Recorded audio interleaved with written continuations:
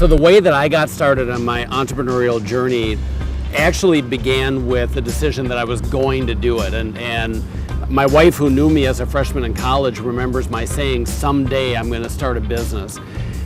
I'll say that my path was to have, well, at first I started a company straight out of college that was designed to either be successful or teach me a lot. It did the latter.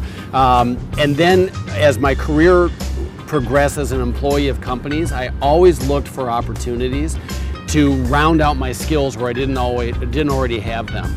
And so I would take jobs that you might argue I wasn't qualified for, or that would just give me a set of experiences that were not what I naturally wanted to do, but I knew I needed to understand. And then I got connected to another entrepreneur and worked very closely with him so I could see how you successfully run a privately held business. All of that was with an eye towards, at some point in time, getting to starting a business. So one piece of advice I give to aspiring entrepreneurs all the time is know what your skills are, know where you need to develop new skills, seek out opportunities to develop those, and if you're looking to run a self-funded business rather than an investor-backed business, get into a small company with a solid leader and learn everything you can from that individual before you start your own deal.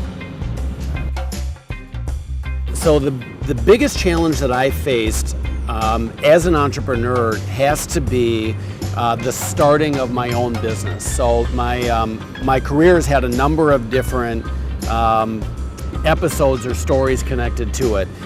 The company that I started prior to Vidku was a business named Midwave, and that was a business that had no outside investors. I started this company on my own. I was the bank for the company. So the biggest challenge was, how do I hire employees when I don't have any customers, I don't have any product to sell to customers? How do I do this? So the biggest challenge was to figure out where I had my support so that I could hire employees and day one generate revenue and profit. It's a different go-to-market strategy than an investor-backed business where you've got a lot of time to actually build your product. If you're self-funded, you've got to understand or figure out how to build a product quickly, get it to market, and I would argue pre-arrange customers for that business before you're committed to the new company. My near-term and long-term plan today is to have Vidku be an extremely successful organization, and I would define success both in business terms, but also in terms of impact. I think there's a real opportunity for Vidku to be a very meaningful platform for people all over the world. It goes back to the building comment. That's what really motivates me.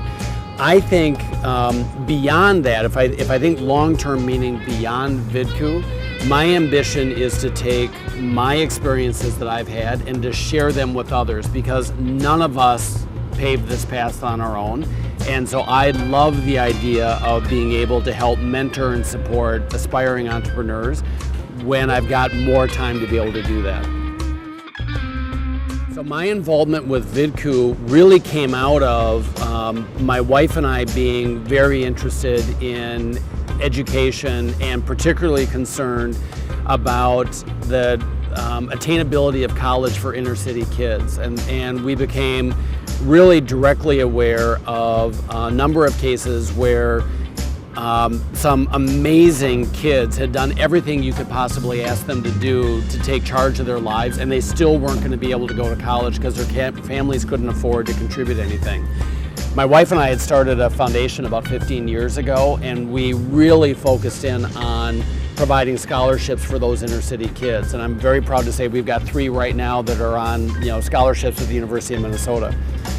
It was through that association that Phil Soren and I started working really closely together, and then Phil and I got connected to Charlie Miller, who was in the College of Education and Human Development, having developed a product called Flipgrid that we saw had an amazing amount of potential beyond what a university could develop. And that led us to a discussion of potentially having that step out from the university, become a business on its own.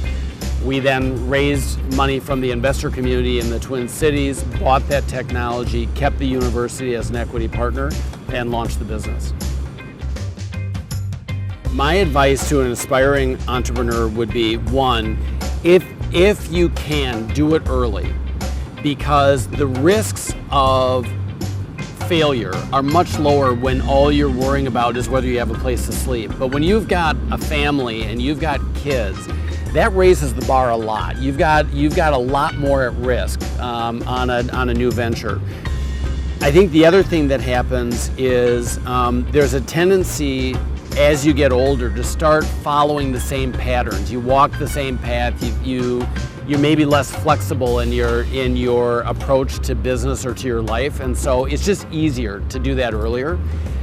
But that said, I'd also recommend going in knowing what it is you have to know to be able to run a business. So if you know nothing about accounting, or you know nothing about hiring people, or nothing about how to build the product, then that doesn't mean you don't start a business, but you need to then find other people that can be a part of your journey who have those skills, so that as a team, you've got everything you need to be able to succeed as a company.